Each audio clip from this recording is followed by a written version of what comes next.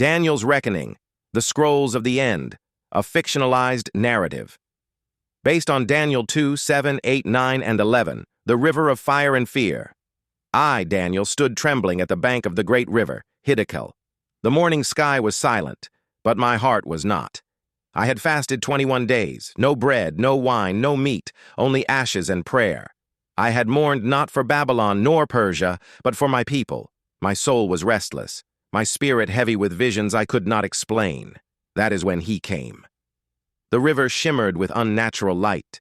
A figure stood upon it, tall, majestic, clothed in linen that shimmered like stars. His waist gleamed with gold of Uphaz, his face like lightning, and his eyes were two burning torches that saw through centuries. I fell. My strength left me like wind leaving a sail. Daniel, man greatly beloved, came a voice deeper than thunder. Stand upright, for I am sent to reveal to you what shall befall your people in the latter days. He touched me, and my knees no longer buckled. My tongue loosed. My Lord, I said, how can one such as I, dust and breath, comprehend the terrors I have seen? The man in linen was joined by another, Gabriel, the messenger. I knew him well. His voice was gentler, like rainfall on dry ground. Fear not, Gabriel said. You are not alone in your burden. You are the vessel for the visions sealed until the time of the end. I gazed at the river again. The water moved backwards, as if time itself was being unraveled. The dream of the great image. You remember the dream of Nebuchadnezzar? Gabriel asked. I nodded. The image of many metals. I interpreted it by God's grace. Speak it aloud, Daniel, Gabriel said. Let the understanding be refreshed. I recited it with trembling lips. A great image stood, its head of gold, chest and arms of silver, belly and thighs of bronze, legs of iron, and feet part iron and part clay. Then a stone, cut without hands, struck the image and ground it to dust. The wind carried it away, and the stone became a great mountain that filled the whole earth. Gabriel nodded. You spoke truth then. Now I will show you what was hidden behind the gold and iron. A scroll appeared in the air between us. It unfurled and hovered. The angel read aloud. The head of gold, Babylon, the kingdom of the Chaldeans. Nebuchadnezzar was the golden lion, fierce and proud. He reigned from river to sea, but his glory faded. The chest of silver, Medo-Persia. 2 arms, 2 kings, one stronger. The bear of conquest, devouring 3 ribs in its mouth. What were the ribs? I asked. Lydia, Egypt, and Babylon, Gabriel said. 3 kingdoms crushed beneath the paws of the Medo-Persian beast. The bronze belly, Greece, swift as a leopard with wings. Alexander the Great, mighty in speed, died young. His empire shattered into 4 heads. The legs of iron, Rome, strong as iron, ruthless in judgment. Yet its feet, mixed with clay, show division and weakness. That kingdom shall be revived in the end of days. 10 kings shall arise. And the stone? I whispered. Gabriel looked up. The stone is Messiah, he said. Not made with hands, divine in origin. He shall crush the kingdoms of men. He shall rule in righteousness. The night of beasts. Suddenly the river grew dark, the light faded, and the air thickened like fog. I heard wind, violent and sharp, rising from all 4 corners of heaven. Look, Daniel, said the voice. What do you see? I see beasts rising from the sea. Describe them. I looked closer. The first is a lion with eagle's wings, I said. Its wings are plucked. It stands on 2 feet, and a man's heart is given to it. Babylon again, Gabriel said. The same kingdom shone in gold. The wings, its pride and swiftness, were broken when its king was humbled. I shuddered as the second beast emerged. A bear raised on one side, I said. It holds 3 ribs in its mouth. It devours much flesh. Medo-Persia, Gabriel said. One side stronger, Persia. The ribs, kingdoms it consumed. Then came a leopard. 4 wings, 4 heads. What creature is this? I gasped. Greece, Gabriel said. Alexander's swiftness, his empire split among 4 generals. A 4th beast appeared, and I recoiled. It has iron teeth. It devours, breaks in pieces. It has 10 horns, I said. Rome, Gabriel replied. And more.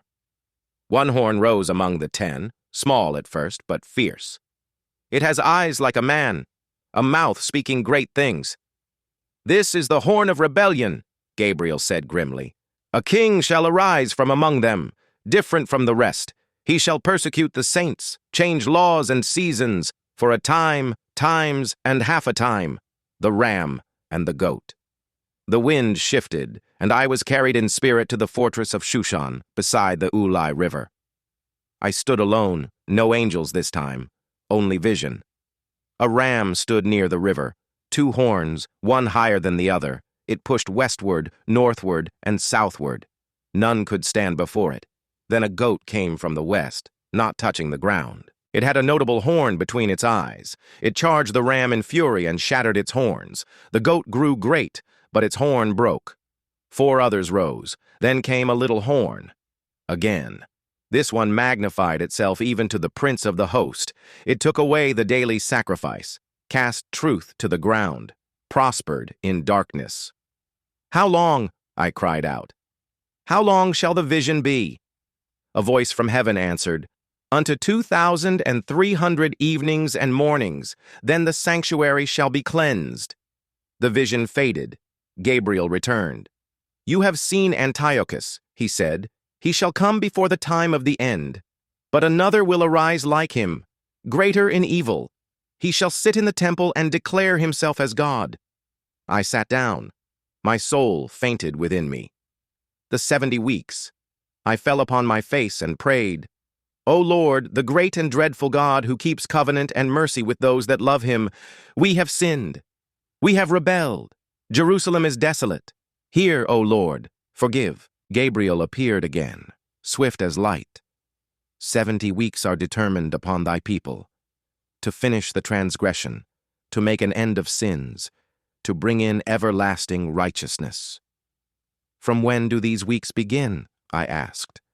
"From the going forth of the command to restore and build Jerusalem," he continued. 69 weeks to Messiah the Prince. Then shall Messiah be cut off, but not for himself. Then the city and sanctuary shall be destroyed. I was stunned. "And he shall confirm a covenant with many for 1 week. But in the midst he shall cause the sacrifice to cease, and for the overspreading of abominations he shall make it desolate." The final battle. Another scroll opened before me. A vision of kings, north and south, rising and falling. "Ptolemies and Seleucids," Gabriel explained. "The wars that torment your people." One king, vile and fierce, rose in the north. "He shall enter peaceably, but his heart is against the holy covenant. He shall pollute the sanctuary, take away the daily sacrifice, place the abomination." I knew him. Antiochus. But he was only a shadow. "Then shall arise a king who exalts himself above all gods," Gabriel said. "He shall not regard the desire of women. He shall speak marvelous things against the God of gods." This, I understood, was the final horn, the last beast's mouth, the deceiver of nations. "What shall become of him?" I asked. "He shall come to his end," said Gabriel, "and none shall help him." The Son of Man. The heavens split open. A throne of fire appeared. Wheels burned with flame. The Ancient of Days sat, his garment white as snow, his hair pure wool. A stream of fire issued forth. Thousands upon thousands ministered to him. And then, one like the Son of Man came in the clouds. He was brought near.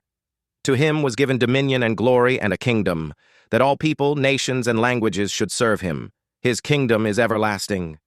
Tears poured down my face. Gabriel touched my shoulder one last time. "Seal up the vision," he said, "for it is for many days." I awoke, but the dream did not fade. I wrote it in a scroll, and I sealed it with prayer. Empires rise and beasts devour, but the rock is coming.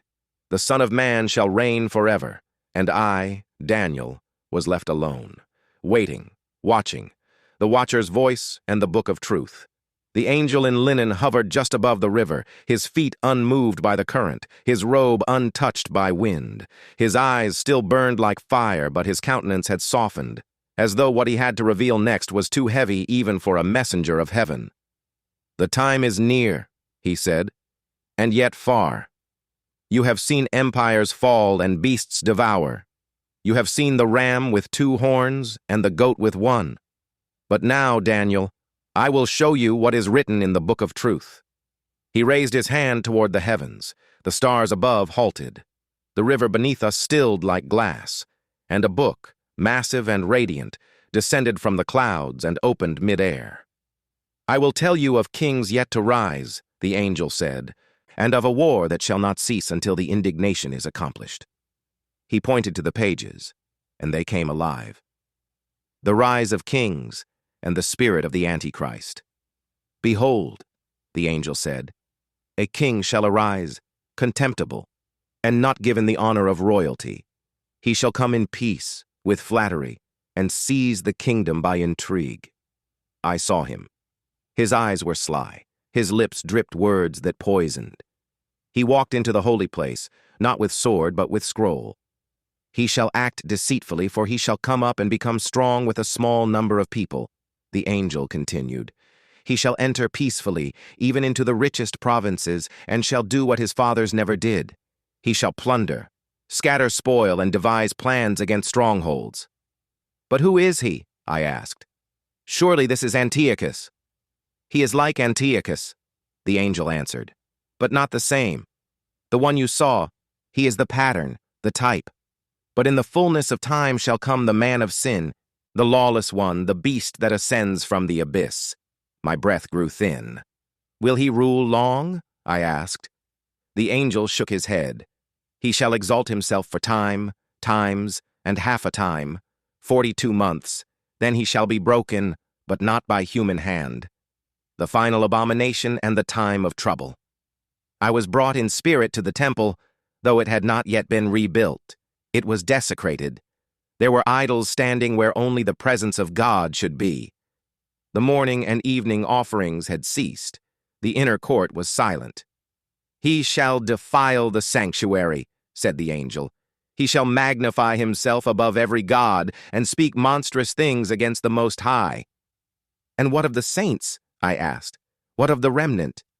"They shall be given into his hand," said Gabriel, "but only for a season. Those who know their God shall be strong and do exploits. Many shall fall by sword, flame, captivity, and plunder. Yet in falling they shall be refined." He opened another scroll and read, "At that time shall Michael stand up, the great prince who stands watch over your people. And there shall be a time of trouble such as never was since there was a nation." "Will anyone survive?" I asked with tears in my eyes. "Many shall sleep in the dust of the earth," he said, "but they shall awake, some to everlasting life, some to shame and everlasting contempt." The transition. From scroll to cross. The angel's eyes grew distant. "What is it?" I asked. "There is a shift coming," he said. "A mystery hidden for generations but about to be revealed." The scene changed. I was no longer in Babylon or beside the river, but in a lowly village. The streets were dusty, and the stars shone brighter than ever. A baby was born in Bethlehem. "He is the stone not cut with hands," the angel whispered. I saw him grow, not in armor, but in wisdom, not in pride, but in humility. He healed the sick, taught the poor, spoke with authority, not as the scribes. "Is this the prince?" I asked. Gabriel bowed his head. "He is Messiah the prince," he said, "but he shall be cut off, not for himself, as you saw." I wept. "He came to his own, and his own received him not," the angel said, the cross and the curtain torn. The vision shifted again. Darkness fell at midday. A hill outside Jerusalem, 3 crosses. The middle one bore the weight of the world. "Messiah shall be cut off," I whispered. The earth trembled. The veil in the temple tore from top to bottom. The sacrifice ceased, not by law, but by fulfillment. "It is finished," the Messiah cried.